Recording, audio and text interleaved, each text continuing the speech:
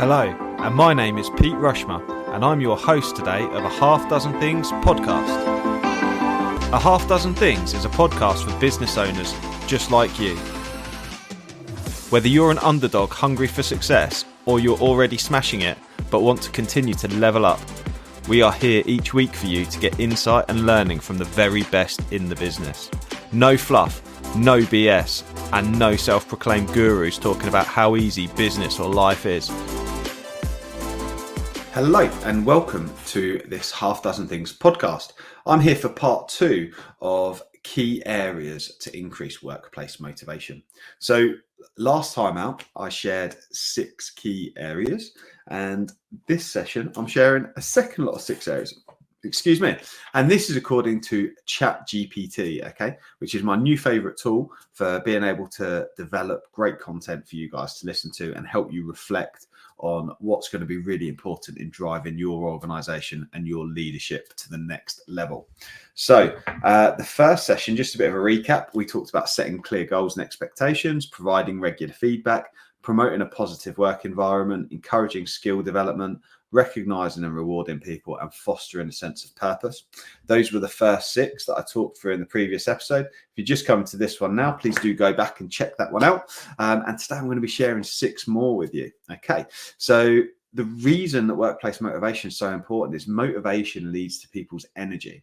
Okay, and when people bring their best energy, they perform at their best and they do their best work. So that's an absolutely vital part of achieving fantastic overall performance in your organization. So what have I got for you today? Well, the first one is around promoting autonomy. And this is about empowering your team members to be able to have control over the way they work, control over some of the decisions they make, and help them take some ownership of projects and overall decisions. This is good leadership practice, and it helps motivate people. Some people are absolutely motivated by creating new processes, creating new projects, creating solutions, those kinds of things. So if you give them the opportunity to be creative, they're going to absolutely thrive on it. And people love to make their own decisions. One of the best things you can do is go, I don't know. Do you have the answer? And asking other people what they think, because they're able to then get involved. They're able to help support and make sure that they have some level of contribution. And when people contribute themselves, they buy into that answer so much more, and they buy into that solution as well. So absolutely vital part of involving people into their motivation. The next one is cultivating a supportive team culture. So teamwork is really, really important for many people in the workplace, and teamwork and collaboration, making sure that people have good working relationships with their colleagues. Obviously, there's often differences in a team environment, and there can be challenges and issues that come up with that, but making sure that we promote a supportive teamwork environment where people work together positively, and making sure any conflicts, we just deal with those, we deal with them rapidly, we don't let them fester, we don't try and sweep them under the carpet, we just tackle them. And sometimes we need to recognize that conflicts occur, but skillful leaders will be able to tackle and deal with those conflicts to create a positive resolution, and therefore continue to create a supportive team culture. Making sure that we foster a supportive work environment where we help each other, where colleagues help support each other, and where they've got the ability to help, they can help support. Maybe they've got the skill set, or maybe they've got some additional capacity, and they can come forward and help their colleagues. Okay, so that is the next area. The third one is around providing opportunities for advancement.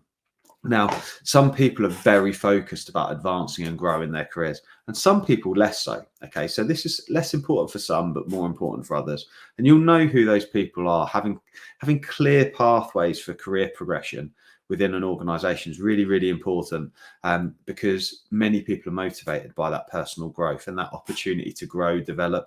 It's not just about wanting to earn more money, but some people want to take on more responsibility. They want to learn new stuff. They want to understand how things work, and they want to be able to set and achieve career goals and feel like they're making progress. Okay, so making sure we have a good, solid succession plan and we communicate that effectively with our colleagues, and making sure we're giving people lots of opportunities to step up into roles. Maybe it's holiday cover, maybe it's sick cover, maybe it's maternity or paternity leave, those kinds of things. And we start to proactively look at those opportunities to raise people up to the next level and give them an opportunity. We don't necessarily need to make it a permanent fixture. We can just make it temporary. Let's try someone out in that role. Let's see how they get on. They might find it's not for them, but actually it can be really motivational to have that opportunity to be able to try something different, to be able to stretch our skill set, to be able to do that in a safe work environment. So really, really important. Hi, it's Pete from Flagship Partners. We're proud to sponsor a Half Dozen Things podcast. Flagship Partners help their clients become safer, greener and greater through a range of consultancy and training services. We offer audits through to risk assessments, contracts through to support with managing your culture, all the way from mandatory training through to management training as well. So if you need any support, please do get in touch with Flagship Partners today. The next area, the fourth one, is around flexible work arrangements. So I know this isn't possible for everyone, but wherever possible, let's be flexible if we can around remote work if it needs to. Although I'm not a big advocate for working remotely, I do think it's really important to have a collaborative environment where people are physically together. I think that's a really important thing, and that people need to be physically in each other's company for more periods of time than it has been previously. But I think flexibility is important, being able to accommodate individual needs around a healthy work-life balance, helping people be supportive at home. I'm not a big fan of really super long working days. I think that it's important to help nurture those relationships with people, and definitely where people are working in excess of like 50, 60 hours a week, I think we do need to be looking at that. Certainly all of my team are contracted to 40 hours a week. We pay overtime where we need to. I don't think that it's fair to expect people to give up their spare time for their role. I think it's important that we pay people in consideration with the work that they put in and the time that they spend in the workplace. So being flexible, making sure we can accommodate stuff, making sure we make sure people take their holiday is really, really important as well, because some people feel like they can't take their holiday. And I think it's really important that we have a policy where we don't contact people when they're on holiday as well, so they're able to switch off. And that really leads me on to the next point, which is the fifth one, where I'm promoting health and well-being.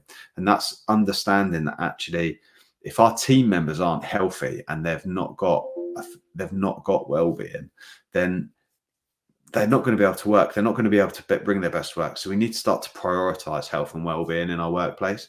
And what that means is implementing wellness programs, encouraging physical and mental health, and people taking in care and nurturing that, making sure we encourage regular breaks, enabling people to recharge, making sure they have sufficient time between their shifts to be able to fully recuperate, making sure they get proper weekend rest where necessary, and making sure that holidays are taken. I know there's lots of companies where they remunerate holiday rather than allowing people to take it, or people don't choose to take it and they remunerate it instead. And I really think that's a practice that we need to look at. Yes, it does make things profitable. It does make the workplace more productive, but it's at the expense of people's health and well-being. So I would really encourage you to think about how you can do that moving forward. How can you start to make sure that we're nurturing that stuff and making sure that we're enabling people to be the best and most healthy version of themselves as possible? And the final sixth nugget for you around increasing workplace motivation is to lead by example, making sure that you've got a clearly defined set of organizational values. And values are essentially a set of morals. They're a set of guiding principles around how you're going to do business and the ethics of the way you work. Making sure you demonstrate that work ethic as a leader, and making sure you're committed to the organization's values, making sure you're walking the talk. It's something I talk about with my leaders in my business, around making sure we walk the talk, making sure that we are leading by example, making sure we model the positive attitude and the growth mindset that we expect from our team members to help develop them.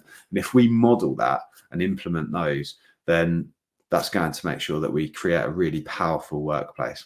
So just to recap on those six for this time around: promote autonomy, empower your people to be able to make decisions, to empower them to go about doing their own thing and being creative and create projects. Cultivate a supportive team culture That's absolutely vital, making sure we've got a great team around us. It's really motivational, particularly for some individuals. Providing good opportunities for growth and advancement. It might be holiday cover, temp work, temp opportunities to move into different roles, help support people to develop upwards where they want to, making sure that we have flexibility in the way we work where we can. Obviously, it's not applicable for all workplaces, but let's be as flexible as we possibly can, making sure we allow people appropriate time for doctor's appointments and all of those kinds of things. And making sure that we don't make people feel guilty for that as well. Really, really important. Making sure that we promote health and well-being. It's an absolute underpinning requirement for people to be healthy and feel well at work. And finally, walk the talk, guys. Lead by example. Make sure that you are demonstrating and living the values of your organization, making sure you align with those ethics and principles that you set for your business. If you need help with any of these things, then I am able to help. One of the things that Flagship Partners do is offer, and that I do, is offer motivational maps, so we can help to understand how your team are most motivated and how we can tailor your approach to the individual and help lead them in an effective way to make sure they're bringing their best energy and their best performance at work. If that's of interest to you, please do drop me a line. Otherwise, I hope you've enjoyed it, and I'll see you on the next one. I really hope you loved today's episode, and if you did, please make sure you subscribe and listen out for future episodes too. Please do share it across your social media channels.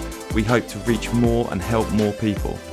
If you want to find out more about me, my name's Pete Rushmer. You'll find me across any social media channel and my business, Flagship Partners, and we're your partners in success across your business. Thank you. See you again soon.